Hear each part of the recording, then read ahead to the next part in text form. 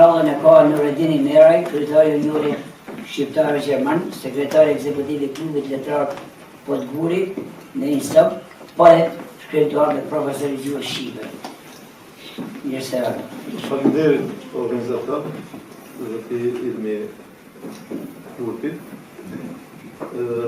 Vetë mbi emri Kurti, kur erdha këtu ndihma mirë, sepse në vendin ku unë jetoj në Stop, kemi mi 50 familje me këtë mbi emër Kurti edhe po të njëjtit fis kastrat. Që e njëftova dhe organizatorin për këtë punë. Fillimisht dua t'ju përshëndet zgjidhjen. Sipas zakonit duhet përshëndetet edhe i zoti shtëpisë, zoti Agroncela, i cili i dha madhështinë këtij manifestimi, i përurimi, në këtë hotel, në këtë sallë aq bukur, aq mirë të organizuar me njerëz të vlerave, të artit dhe të kulturës, sepse ne artistët edhe njerëz të kulturës dhe të artit sikur nuk zemë edhe në mbështetje shumë edhe nga shteti, por gjithmonë dalin njerëz e duhur që e kuptojnë këtë fushë, këtë lamini edhe na i jemi prokurorë gjithmonë. Nuk isha dashur që këtu të flas para jush në emrin e Alidocit, por do të doja që Alidoci të jetë këtu edhe na të dëgjojmë fjalën e tij për punën që ka bërë, fjalën përshëndetje, por ja që smuja dhe rastet nuk na pyesin dhe Aleu u detyru edhe pse e ka prit sikur fëmia që gëzohet, e ka prit këtë promovim që po ndodh mu me qytetin e Shkodrës. Për librin foli edhe Ismeti. Unë do të flas pak shkurt në mënyrën time, sepse vetë jam dëshmitar i kësaj ngjarje.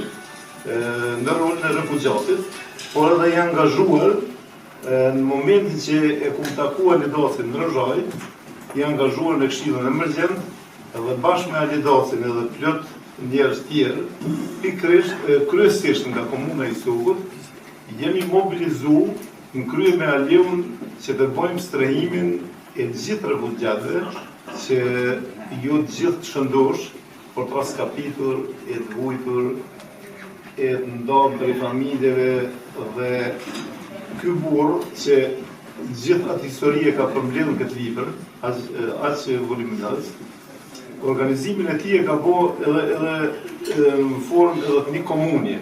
Se mund mesin e Rëzhajës i ka formu, na i ka lëshu 2 zyre, dhe aty ka qenë edhe një telefon, edhe të angazhum njerëz për t'i informu të gjithë ata që kanë dëshiruar me ditë për fatin e njerëzve të vet. Dhe ka bërë si mini komunë në mesin e Rëzhajës, ku atë shtet e udhëheqin Malazes, nuk ka qenë e lehtë, por ja që Alidoci ja ka dalë. Dhe ky libër flet për dëbimin e shqiptarëve nga trudet e veta, detyruar nga regjimi Slobodan Miloševićit.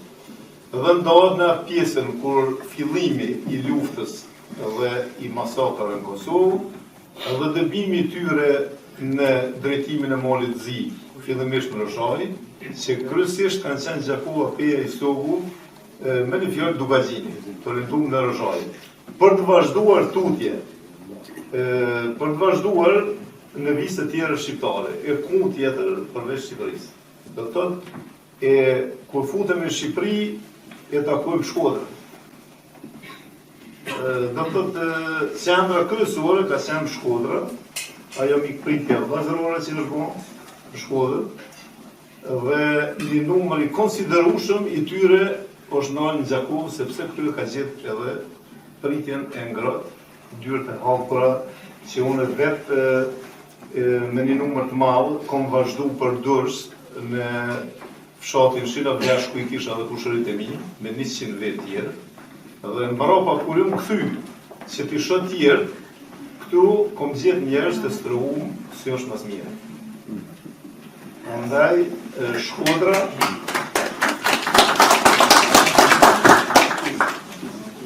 nuk është rastisht ky libër që promovohet mu në Shkodër, sepse Shkodra është një djep i kulturës, artit, është vend i intelektualve, është vend i humorit intelektual, mund duhet ta thuj, që e ka tradit Shkodra, mikpritjen vllazërore, penën edhe pushkën, ndër vite, që e ka pas tradit. Andaj, në emër të Alidacit, duhet të ju falenderoj nga zemra për këtë organizim aq dinjitos, në kryer me organizatorin Ilmi Kurti, me të zotën e shtëpisë Agron Qela e me gjithë ju tjerë që jeni angazhuar për këtë pritje aq dinjitoze. Faleminderit për gjithë.